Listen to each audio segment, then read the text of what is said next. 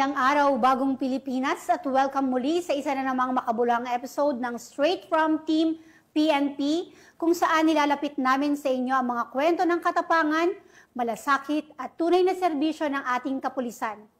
Ako po ang inyong tagapagbunay, Police Captain Cherry Vicente. Samahan nyo kami sa isa na namang edisyon ng ating programang Straight from Team PNP Facebook Live dito sa Police News Network.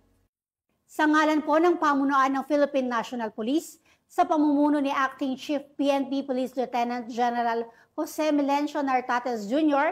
at sa liderato ng ating Pangulong Ferdinand Bongbong Marcos Jr. at sa Direktor ng Police Community Relations, Police Major General Roderick Augustus Alba, at sa Direktor ng Police Community Affairs and Development Group, Police Brigadier General Marvin Joe Saro, Sir. Muli magandang araw po sa ating lahat. Ngayong araw, atin pong kilalanin ang isa sa mga bagong pinarangalan bilang 2025 Metrobank Foundation Outstanding Filipino Police Awardee. Isang prestihiyosong pagkilala na iginawad lamang sa piling guro, sundalo at pulis na ang paglilingkod ay lumalampas sa tawag ng tungkulin.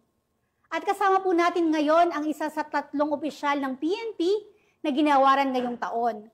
Mula sa Directorate for Plans bilang PNP Liaison Officer for Legislative Affairs, isang leader na hindi lamang nakilala sa kanyang matatag na serbisyo, kundi maging sa kanyang mga inisyatiba na nagbigay inspirasyon sa kapwa-pulis at komunidad, walang iba kundi si Police Colonel Frederick E. Obar. Sir, good morning po. Welcome po sa Straight from Team.